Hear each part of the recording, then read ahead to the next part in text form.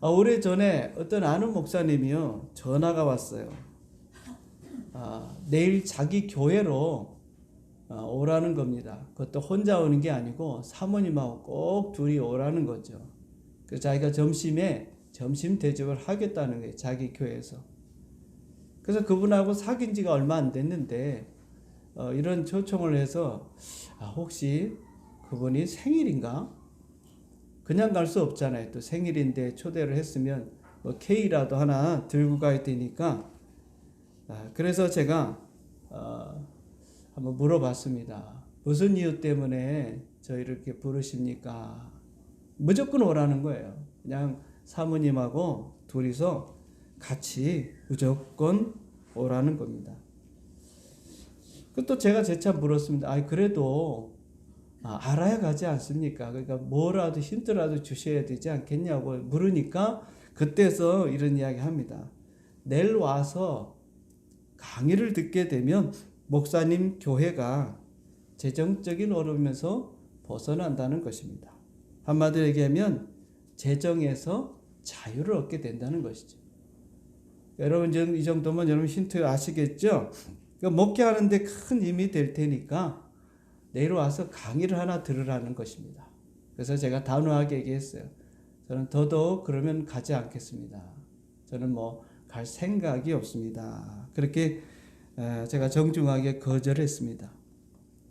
그러니까 그 강의가 어떤 것이든지 재정에 자유할 수 있다는 건 뭡니까? 돈을 버는 어떤 방법을 가르쳐 준다는 것이죠. 그렇지 않아도 개척교회니까 어려운데 이 강의를 잘 듣고 나면 이제 목회만 돈 걱정 안 하고 목회만 신경 쓸 수 있다는 그런 얘기입니다. 그래서 제가 거절하고 정중하게 거절을 안 갔어요. 나중에 알고 보니까 여러분 다단계였습니다. 거기에 많은 목사님들이 가셨고 그 다음에 한 분당 한 300만 원씩 투자를 했습니다. 나중에 그거 다 날리셨죠. 저하고 몇몇 분들만 손해를 보지 않았고 거의 손해를 다 보셨어요. 자, 오늘 저는 여러분들에게 돈을 버는 그런 방법을 가르쳐 드리려고 하는 것이 아니고 재정에서 우리가 자유하는 방법을 성경을 통해서 여러분들에게 말씀을 드리려고 해요. 자, 우리가 살아가는 데 있어서 꼭 필요한 것이 바로 돈입니다. 그래서 돈은 악도 아니고 또 선도 아니고 돈은 마귀도 아닙니다.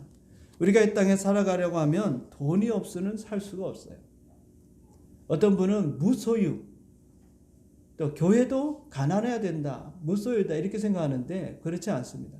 성경은 오히려 무소유의 삶을 강조하는 것이 아니라 오히려 하나님께서 여러분들에게 풍성한 물질, 재정의 복을 약속해 주셨어요. 그래서 어떤 면에서 우리가 하나님의 이 부유의 의식을 여러분들이 충만히 가져야 합니다. 자, 오늘 비유의 말씀은요, 난제로 해석하기가 참 쉽지가 않아요. 자세히 살펴보면 또 생각외로 내용이 간단합니다.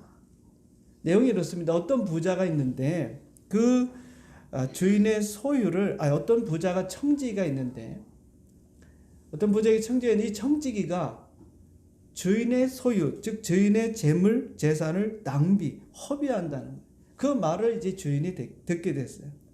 그래서 주인이 그 종을 불렀습니다. 2절에 보니까 내가 내게 대하여 들은 이 말이 어찌 됨이냐? 내가 보던 일을 세마라. 청지기 직무를 계속하지 못하리라. 그러니까 자기가 지금까지 잘못했단 말이에요. 주인의 재물을 허비했어요. 그걸 주인이 알았던 거죠. 이제 내가 이 잘못을 주인이 알았으니 내가 이제 쫓겨나게 생겼구나. 그럼 어떻게 하지? 내가 살 수 있는 방법이 뭘까? 그래서 생각하다 보니까 아주 기발하고 창의적인 그런 생각을 찾아냈습니다. 3절에 보니까 청지기가 속으로 말합니다. 주인이 내 직분을 빼앗으리니 내가 무엇을 할까? 땅을 파자니 힘이 없고 빌어먹자니 부끄럽구나. 4절에 내가 할 일을 알았도다. 이렇게 하면 직분을 빼앗긴 후에 사람들이 나를 자기 집으로 영접하리라 그랬습니다. 자, 그러면서 이 청지기가 아주 기발하고 창의적인 생각을 갖게 되는데, 그것은 다른 게 아니고 주인에게 빚진 자들을 다 불러다가 그 빚을 탕감해 주는 것입니다. 아직까지 주인이 자신을 해고 처리하지 않았기 때문에 청직으로서 권한이 있는 것이죠. 그래서 주인에게 채무를 진 사람들을 다 불렀습니다. 그리고 그 사람들의 빚을 하나씩 탕감해 줬어요. 기름 100마리의 빚을 진 사람이 왔습니다. 그 기름 100마리의 빚을 진 사람에게는 기름 50이라고 증서를 써라. 그리고 나서는 그것을 고쳐줬어요. 또 그 다음에 밀 100석의 빚을 진 사람이 있습니다. 이 사람에게는 밀 80석이라고 쓰라고 하면서 그 사람의 빚을 탕감해 줬어요. 이렇게 해서 어떤 채무자에게는 50% 탕감해 주고 어떤 사람에게는 20% 탕감을 해주게 됩니다. 여러분, 그렇게 한 이유가 뭡니까? 바로 청직이 자신이 주인으로부터 쫓겨났을 때 그들이 자기 자신을, 즉 청지기를 외면하지 않을 것을 믿었기 때문입니다. 자, 그런데 우리가 놀라운 것은 이런 행동에 대해서 주인은 오히려 청지기를 책망하고, 어떻게 넌 내 돈을 가지고 내 재물을 가지고 그럴 수 있느냐, 그렇지 않아도 허비했다고 하는 소리 들어서 내가 너를 쫓아내려고 했는데 네가 책임을 지라, 이렇게 해야 맞는데 오히려 주인이 칭찬했다고 성경이 말하고 있어요. 8절에 보면 주인이 이 옳지 않은 일을 행한 청지기에게 지혜 있게 하였으므로 칭찬하였으니 이 세대 아들들이 자기 시대에 있어서 빛의 아들보다 더 지혜로움이라 그랬습니다. 오늘 우리 이해가 안 돼요. 그렇잖아요. 주인의 재산을 더 허비해 버렸어요. 그런데 주인은 뭐라고 얘기합니까? 지혜롭게 했다. 그렇게 설명하고 있습니다. 여러분, 여기 보니까 9절에 보면 이렇게 또 말하고 있습니다. 내가 너에게 말하노니 불의의 재물로 친구를 사귀라. 그리하면 그 재물이 없어질 때 그들이 너희를 영주할 처소로 영접하리라 그랬어요. 자, 그러면 여러분, 재정에서 자유하려고 하면 어떻게 되느냐? 오늘 말씀을 통해서 우리가 보면 첫째는요, 여러분, 재정의 청직이라는 사실을 알아야 돼. 나는 재정의 청직이다. 바꿔 얘기하면 여러분, 돈의 청직이라 그 말이에요. 하나님께서 여러분들에게 이 땅에 사는 동안에 생명을 주시고, 또 여러분 재능을 주시고, 여러분에게 시간도 주시고, 건강도 주시고, 그리고 우리에게 필요한 돈도, 재물도 하나님이 주신 줄 믿습니다. 이 땅에 사는 동안에 이 모든 것들은 다 하나님이 여러분들에게 주셨어요. 더 정확히 말하면 맡겨주셨다 그 말입니다. 그래서 우리는 이 모든 것의 주인이 아니라 잠시 사는 동안에 맡아서 관리하는 청직이라는 사실이에요.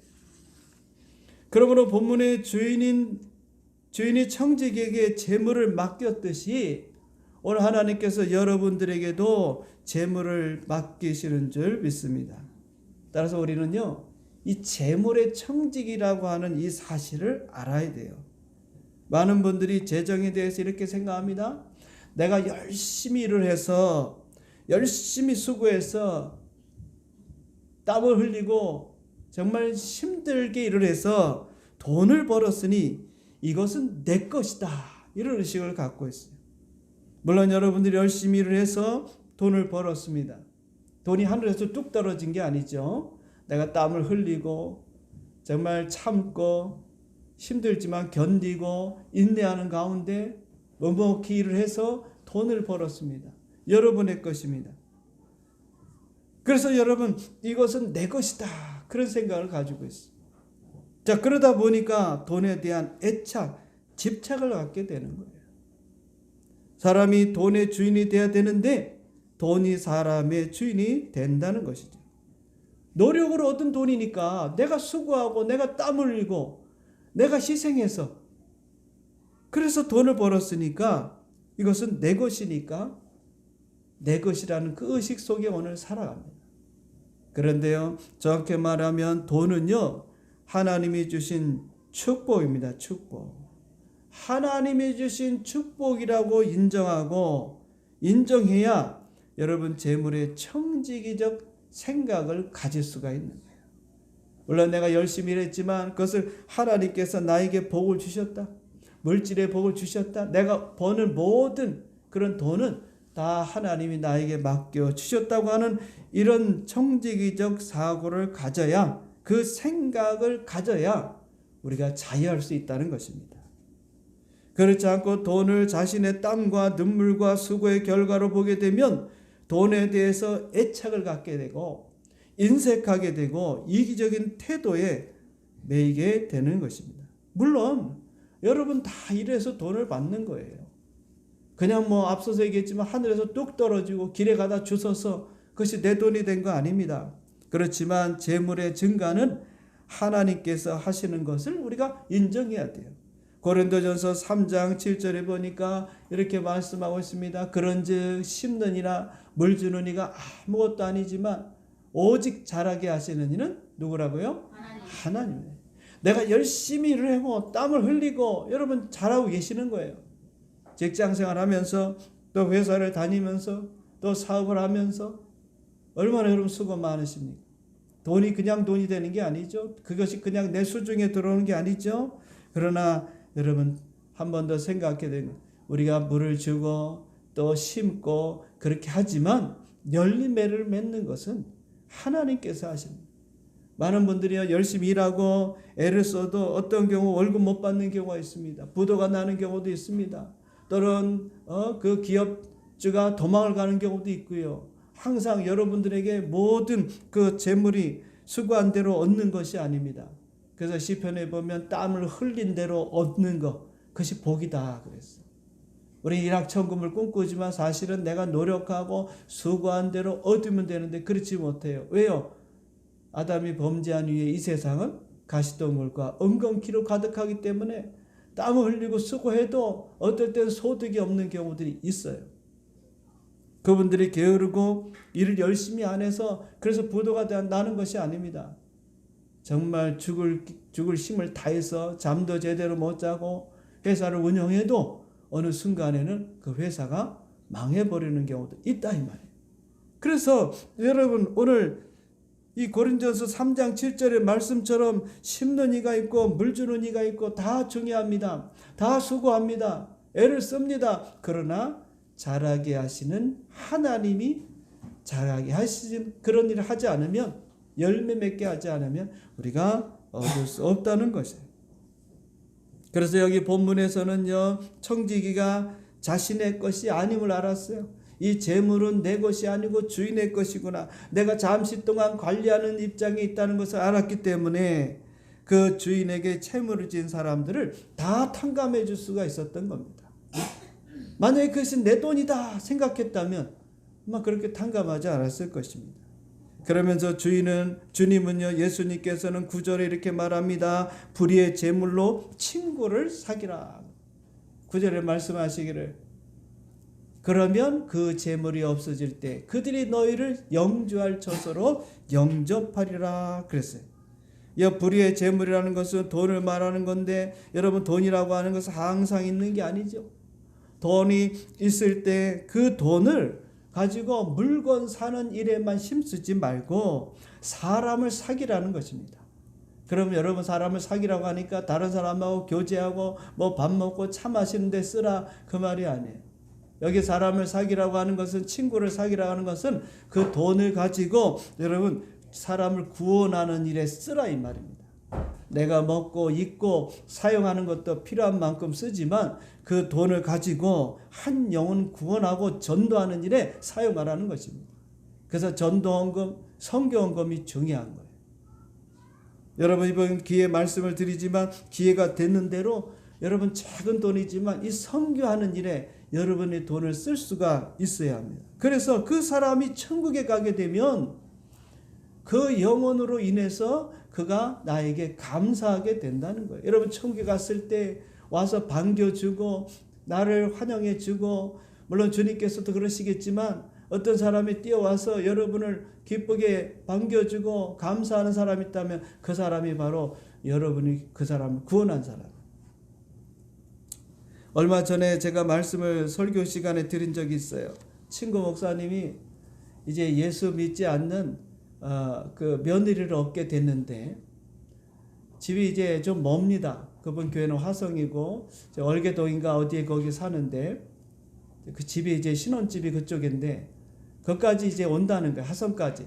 그러면 하루에 한 시간 반, 2시간 걸리게 되겠죠. 이 며느리가 오면 목사님 그러시더라고요. 내가 주일날 오면 50만 원씩 주기로 했다는 거예요. 본인이 그 얘기를 하시고 그래서 내가 잘했다 그랬어요. 목사님 잘했습니다. 그 며느리 예수 믿지 않는 며느리입니다. 그런데 교회에 오겠다는 거예요. 아버님 제가 매주는 못 가더라도 교회 가겠습니다. 얼마나 예쁩니까?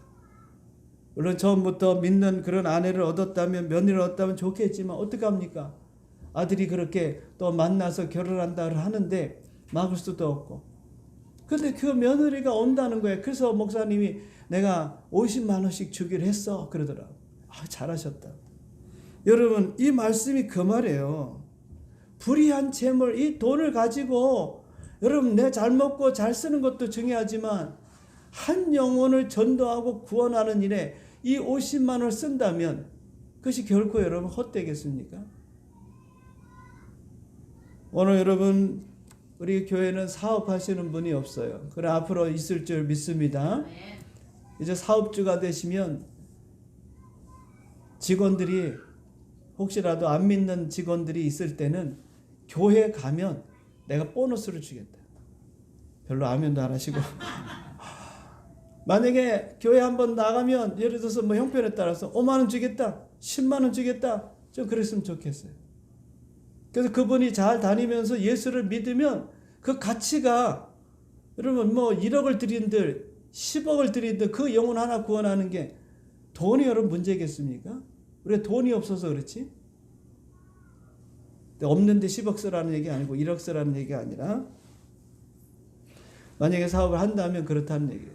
그래서 그분이 예수를 믿도록 그래서 어떤 면 지혜롭다면 안 믿는 사람들을 직원으로 채용하고 그러면서 그분들을 교회가 만들고 예수 믿게 만들고 그런 일에 우리가 돈을 쓸 수 있다면 얼마나 복된 일이겠습니까? 그 말씀이 오늘 이 말씀이에요. 불의의 제물로 친구를 사귀는. 제가 아는 집사님은 간증하시는데 그러더라. 본인이 은혜를 받고 난 다음에 자기 집에 형님이 예수를 안 믿는데 본 교회가 있는데 그 교회 나오지 않고 한 달에 2번 정도는 본가로 간다는 거예요. 형님 있는 데로 간다는 거예요. 가서 뭐 하느냐? 형님을 데리고 교회를 간다는 거예요. 근데 그냥 형님이 갑니까? 그래서 형님에게 형님 저 교회 한번 가면 5만 원 드리겠습니다. 5만 원을 주니까 그 형님이 따라 나섰다는 거예요. 그렇게 해서 한 6개월 정도 다니고 나니까 어느 날 이 형님이 예수를 믿게 된 거예요. 그 예수를 믿고 나서 동생한테 그러대. 야 동생아 오지 마라 이제. 나 돈 줄 필요 없다. 내가 예수를 믿었으니 내 돈 받을 필요 없다. 그렇죠. 예수를 믿고 변화되면 그걸 뭐하러 받겠습니까? 전도하려고 준 것이니. 참 그분이 지혜롭게 잘한 것 같아요. 오늘 성경에 보니까 그렇더라고요. 불의의 제물로 친구를 사겨라. 돈으로 한 영혼을 구원할 수 있다면 그 일에 행하라 그 말입니다. 그래서 이 불의의 제물로 오늘 우리의 미래를 대비하라는 것입니다. 10절에 보니까 지극히 작은 것에 충성된 것은 충성된 자는 큰 것에도 충성되고 지극히 작은 것에 불의한 자는 큰 것에도 불의하다 그랬어요. 여기서 지극히 작은 것은요. 그 다음에 말씀을 보면 이렇게 말하고 있습니다. 11절에 보니까 너희가 만일 불의한 재물에 충성하지 아니하면 누가 참된 것으로 너희에게 맡기겠느냐 그랬어요. 지극히 작은 것이 뭡니까? 그러니까 불의한 재물. 불의한 재물. 재정, 물질, 돈 이거 다 여러분 하나님이 여러분에게 지금 다 맡기신 거예요. 여러분의 것이 아닙니다. 여러분들이 재정에서 자유함 얻으려고 하면 이게 내 것이다. 내가 땀 흘려서 내가 수고해서 내가 노력해서 내가 번 돈이다. 그렇게 생각하면 여러분 돈에 매이게 됩니다. 그런데 하나님께서 나에게 이 땅에 사는 동안에 잠시 맡겨준 내가 관리자구나 청직이구나 라고 하는 마인드를 갖게 되면요. 여러분 돈에서부터 자유함을 재정에서부터 자유함을 얻게 되는 것입니다. 그래서 예수님께서 가장 작은 믿음 제일 작은 믿음을 이야기하면서 이 돈의 영역을 이야기합니다. 그러니까 여러분 재정을 하나님께 맡기라는 거예요. 하나님을 신뢰하는 가운데서 이 믿음을 가지고 하나님께서 나에게 이것을 맡기셨구나. 이것은 내 것이 아니구나 하는 이 정직이적인 그런 마음을 가져야 여러분 돈에서부터 자유하게 될 줄 믿습니다. 그 다음에 두 번째는 이 재정의 원천이 하나님을 믿을 때 하나님께서 우리에게 주시는 것이다. 그러니까 재정의 원천을 우리가 하나님이라는 걸 믿어야 돼요. 우리가 열심히 노력하고 땀 흘려서 그래서 돈을 버는 것도 중요하지만 그 재정에 나에게 돈을 주시는 건, 나에게 물질을 주시는 건, 내가 복 받고 잘 되는 것은 하나님이 그렇게 하신다. 하나님이 복 주셔야 된다. 하나님이 나의 재정의 원천이라는 것을 여러분 믿으면 이 재정으로부터 자유함을 얻게 되는 거예요. 사도 바울은요, 하나님께서 여러분의 모든 필요를 다 채워주신다, 공급해 주신다, 그렇게 말씀하고 있어요. 빌립보 4장 19절에 봅시다. 거기 보면 나의 하나님이 그리스도 예수 안에서 영광 가운데 그 풍성한 대로 너희 모든 쓸 것을 채우시리라. 할렐루야. 여러분의 모든 쓸 것을 누가? 하나님께서 다 채워주신다. 예수님 안에서 다 필요한 것을 채워주. 그러니까 우리의 공급의 그 근원은 하나님이 되시는 거예요. 하나님께서 내게 다 모든 것을 채워주신다는 이 믿음이 있다면 여러분 우리가 재정에서부터 자유함을 얻게 됩니다. 내가 노력해서 돈을 벌어야 되고 내가 어디 투자해서 돈을 벌어야 되고 내가 뭔가 해서 이것을 내 거로 만들어서 내가 부자가 돼야 되겠다 그러면 피곤한 인생을 사는 거예요. 힘든 인생을 사는 거예요. 그러나 이 모든 근원, 내가 복되고 내가 부자가 되고 재물을 풍부하게 갖고 부유하게 되고 이 모든 것은 하나님께서 주셔야만 되는구나 하는 것을 우리가 알게 되고 믿으면 여러분 재정에서부터 자유함을 얻게 됩니다. 아등바등하지 않는다 그 말입니다. 여러분 구약에 보면요, 하나님께서 아브라함에게 모든 필요를 넘치도록 공급해 주고 있는 것을 보게 됩니다. 하나님께서 아브라함을 부르셨을 때 재정의 복을 약속해 주셨어요. 창세기 12장 2절에 보면 내가 너로 큰 민족을 이루고 내게 복을 주어 내게 복을 주어 그랬어요. 내 이름을 창대하리니 너는 복이 될지라. 내게 복을 주겠다. 이 복은요 영적인 복이 아닙니다. 이 땅에 사는 동안에 필요한 모든 것을 주시겠다는 거죠. 재정적인 축복입니다. 하나님이 아브라함에게 얼마나 많은 복을 주셨는지 몰라요. 하나님께서 한마디로 아브라함에게 큰 부자로 만들어 주시겠다는 것입니다. 그래서 우리가 히브리서 6장 14절에 보면 내가 반드시 너에게 복 주고 복 주며 너를 번성하게 하고 번성하게 하리라 그랬어요. 이거 아브라함에 주신 말씀이에요. 우리가 이 말씀을 우리 교회 표로 삼고 우리가 고백하고 이걸 믿었잖아요. 하나님께서 너에게 복을 주고 복 주고 복 주고 번성케 하고 번성케 하고 하나님이 그렇게 해주신다는 거예요.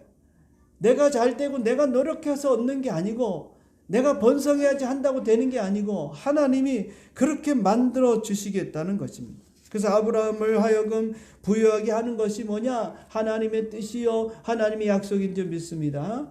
오늘 여러분에게 복을 주고 번성에 번성케 하는 것은요 하나님의 말씀이고 하나님의 뜻이고 여러분을 향한 하나님의 계획입니다. 이걸 믿음으로 받아들여야 돼요.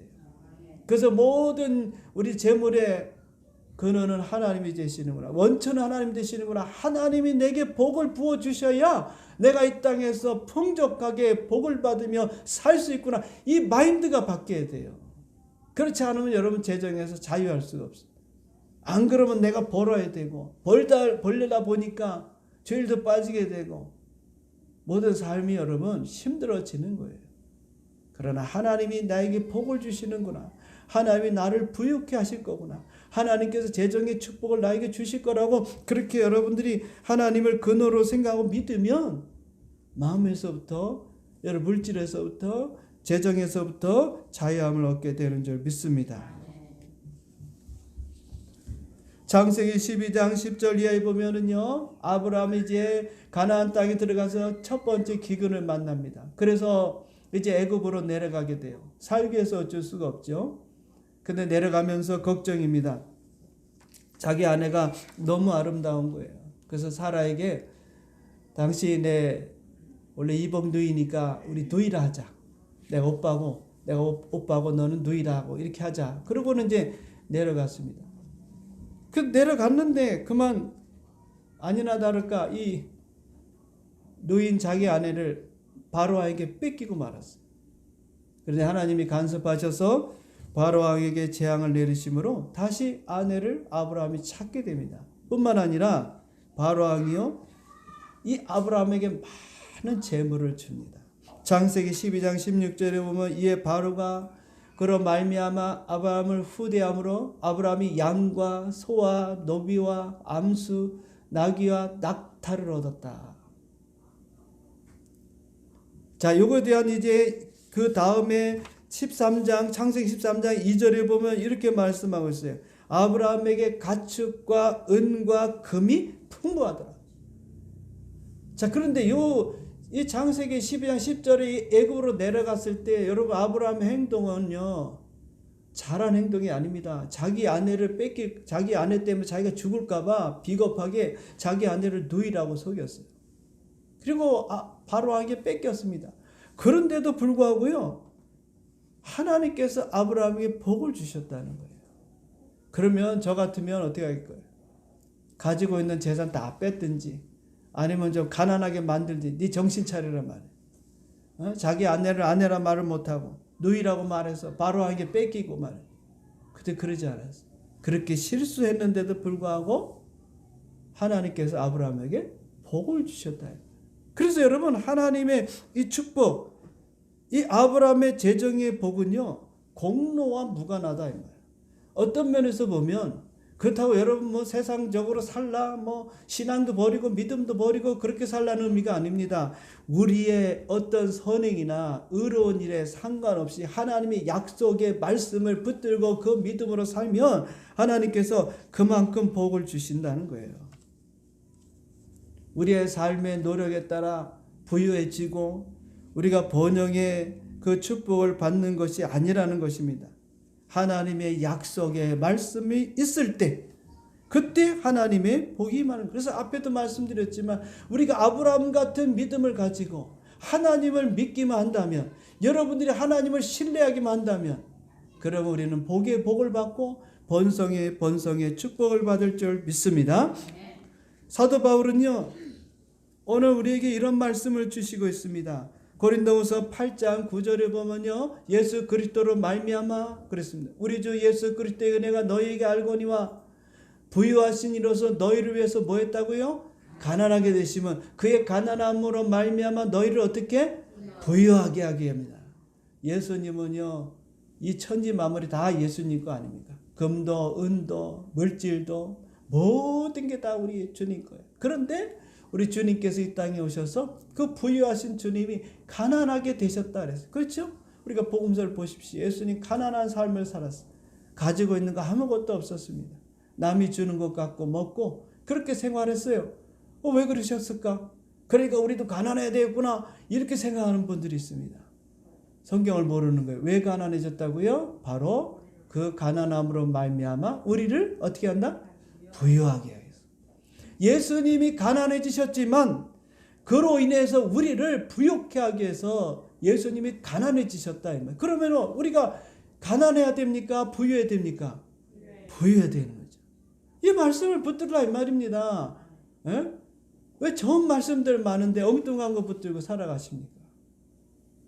이제 우리는요 부유의 그 약속 축복을 받았어요. 우리가 뭘 잘해서 여기 복을 준다고 했습니까?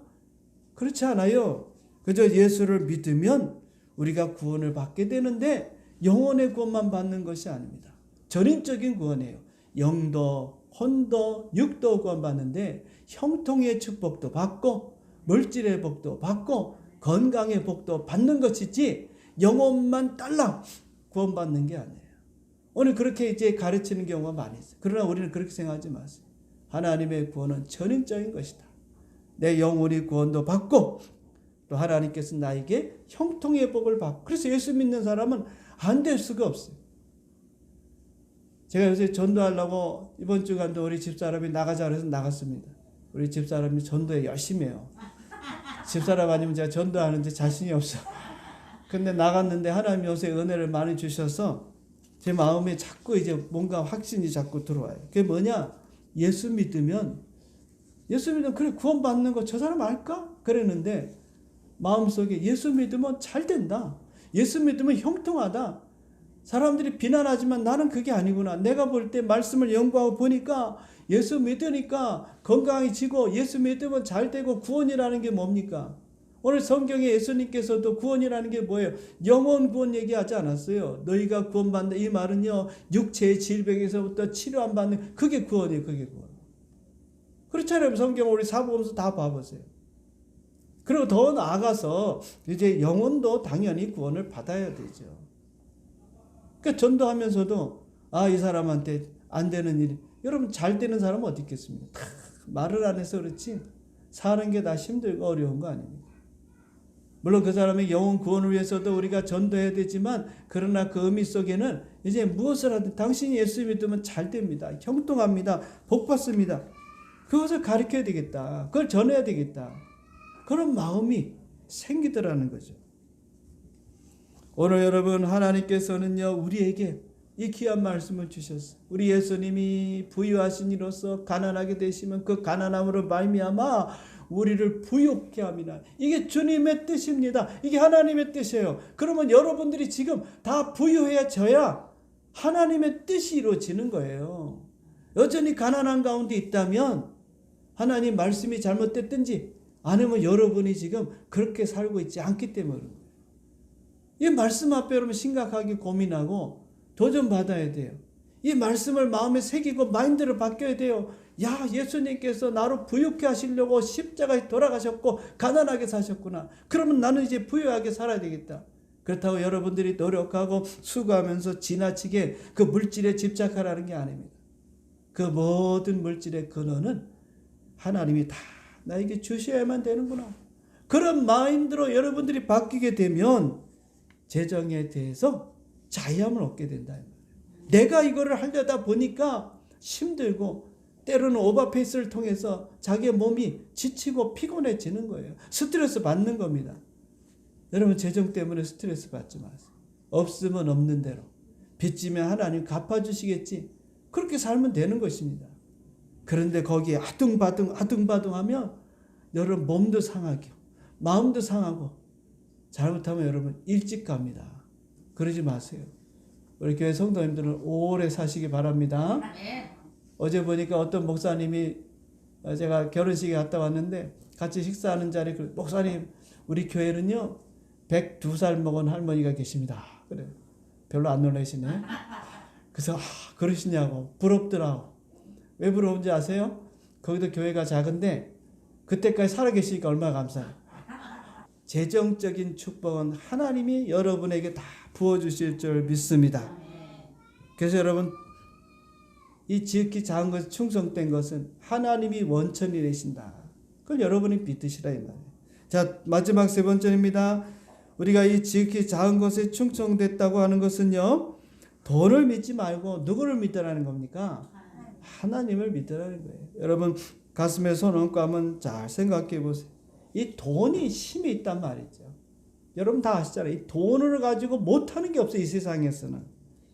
따라서 여러분 이 사람들은요. 이 돈 헬라어로는 암몬이라고 합니다. 암몬. 여러분 꼭 기억하세요. 돈은 이 암몬이 헬라어로 이 암몬을 숭배한다 이 말이에요. 돈이 최고죠. 돈 가지고 안 되는 거 있습니까? 지금 세상에? 없어요. 그러니까 사람들이 돈을 사랑하고 돈을 움켜잡고 돈을 안 내려고 하는 거예요.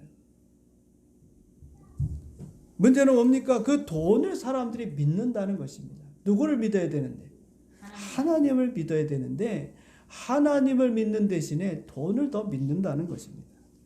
그래서 하나님을 믿지 못하니까 여러분들이 헌금하는 일에 자유롭지가 않다. 여러분 헌금과 11조는요. 우리 믿음의 표현이에요. 믿음이 없으면 이거 못 냅니다. 하나님을 믿는 그 믿음이 없으면 이거 낼 수가 없어요. 그래서 이 표현이 바로 헌금이고 11조예요. 우리가 어떤 믿음을 가졌느냐. 우리가 그걸 가지고 뭐 남을 평가할 필요는 없겠지만은요. 하나님을 믿는다며 우리가 하나님 앞에 드리는 있어서 자유할 수 있어야 돼. 그것 갖고 고민하면 안 된다. 그것 갖고 막 이렇게 하면 안 되는데 이거 내면 내가 생활비가 쪼들리는데 뭐 어쩌는데 뭐 이렇게 한다는 것은 내가 하나님을 믿지 못하고 있다는 거예요. 죄송한 얘기입니다. 여러분 뭐 오늘 헌금 설교하려고 하는 건 아닙니다. 제가 여러분들을 재정에서 자유케 해드리려고 하는 거지 헌금은 여러분 믿음이기 때문에 제가 뭐라고 말할 필요 없어요. 여러분 자신이 잘 판단을. 그래서 예수님께서 마지막에 이렇게 말씀하고 있어요. 13절에 보니까 집 하인이 두 주인을 섬길 수가 없나니 혹 이를 미워하고 저를 사랑하거나 혹 이를 중히 여기고 저를 경히 여길 것입니다. 너희는 하나님과 재물을 경하여 섬길 수가 없다 그랬어요. 하나님도 믿고 돈도 믿고 그럴 수 없다는 것입니다. 여러분 우리가 많은 돈을 가진 부자가 문제가 아닙니다. 여러분 저는요 여러분들이 다 부자가 되기를 바라요. 오늘 말씀을 통해서도 여러분 예수님 가난하게 되신 우리를 부유케 하심이라 했어요. 여러분 다 부자 되시기 바랍니다. 그런데 그 부가 문제가 아니고 그 부를 갖고 있는 그 부를 믿는다면 돈을 믿는다면 그게 문제가 되는 거예요. 돈이 있어도 어떻게 해야 됩니까? 네? 없는 것처럼. 또 없어도 그것 때문에 안달복달하지 말고 하나님이 주실 것을 믿고 마음에 좀 여유를 가지라. 내가 돈을 번다고 해서 벌립니까 여러분? 돈은요 내가 번다고 벌리는 게 아니에요. 하나님이 부어주셔야 돼요. 세상 사람들은 막 수단과 방법을 다 가리지 않고 이것저것 하면서 돈을 긁어모으지만 우리는 그렇지 않아요. 성경을 보세요 여러분. 하나님이 그냥 부어주시는 거예요. 언제 돈 달라 그랬나? 근데 하나님 막 부어주시는 거예요. 감당할 수 없게. 그래서 재물을 주면서도 하나님은 뭐 하지 않는다? 근심을 주지 않는다. 여러분 돈을 벌면서도 근심이 되고 걱정이 되고 뭔가 불어나다 가면 그것은 인간적으로 벌고 있는 거예요. 하나님이 주시는 것은 그렇지 않아요. 오히려 마음이 편안하고 더 기쁘고 감사하게 되고 그리고 물질에 대해서 마음을 두지 않게 되고 오직 하나님께 더 마음을 두게 되고 믿음이 더 견고해지는 거예요. 그래서 여러분 때로는요 저도 그랬지만 하나님께서 이 돈을 가지고 믿음의 훈련을 이 가장 기초되는 거예요. 기초. 이게 이 믿음이 여기서 훈련이 안 되면 이건 그냥 되는 게 아닙니다. 이 훈련을 내보기도 했다가 안 내보기도 했다가 이랬다가 저랬다가 계속적인 훈련을 자기가 받는 거예요. 그러니까 여러분 각자이기 때문에 제가 말씀을 드릴 수가 없어요. 그래서 거기에서 이제 체험을 하는 거죠. 그래서 뭐 여러분 뭐 유튜브에 보면 11절 뭐하러 내느냐 막 이런 얘기가 나오는데 저는 뭐 그거 얘기할 가치도 없다고 생각해요. 저도 체험을 해봤어요. 목사지만 부끄럽지만 체험을 해봤어요. 체험하지 않으면 못 냅니다. 그리고 얼마나 이 돈이 귀합니까? 중요합니까? 우리 인생에 있어서 이 돈만큼 중요한 게 없어요. 여러분 알아요. 그냥 소중하고 뭐 풍족한 것도 아니고 내가 땀 흘리고 수고해서 버는 건데 여러분. 이 재정에서 여러분 자유하려고 하면 하나님 우리가 믿어야 돼요. 돈 믿으면요. 계속 여러분 스트레스 내가 지금 스트레스 받고 있다. 그러면 내가 지금 하나님을 믿지 못하는 거예요. 그러니까 여러분 거기에 스트레스 받지 말. 자유해야 돼 자유. 제가 말씀을 공부하고 이제 제가 이렇게 정리하면서 제가 많이 자유해졌어요. 옛날에 저도 아주 예민했습니다. 돈에 대해서. 제 인생에서 빛이 없었습니다.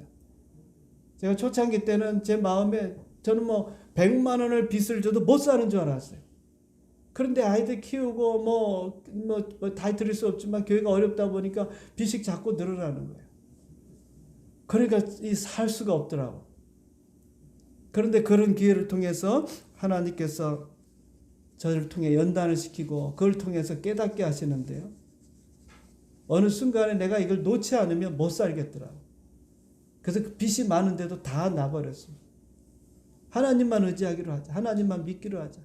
그 마음이 편안했지. 물론 그렇다고 영원히 편안한 또 불안했다가도 아니야. 하나님께서 다 지금은요. 하나님께서 그때마다 그냥 기적같이 역사하시죠. 야 이게 참 신기하다. 제가 앞으로 큰 일이 일어나면 그때 좀 간증을 하지 작은 거는 간증하기가 죄송해서 근데 정말 신기해 지금은. 하나님이 그때그때마다 탁탁 알아서 그 과정을 겪어오다 보니까 아 그렇구나. 그러면서 이 말씀을 다시 이제 공부하다 보니까 그렇구나. 내가 믿어야 될 분은 하나님밖에 없는데 내가 그렇게 지금 살아왔구나. 그 다 정리하고 지금은 너무 마음이 이제 편안해졌습니다. 물론 많은 여건이나 형편이 좋아지기도 했지만요. 우리의 마음이 어디에 있느냐?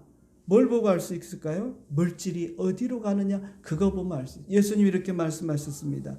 마태복음 6장 21절 내 보물이 있는 그곳에 내 마음도 있느니라. 여러분 마음 나는 주님께 있습니다. 거짓말하지 마세요.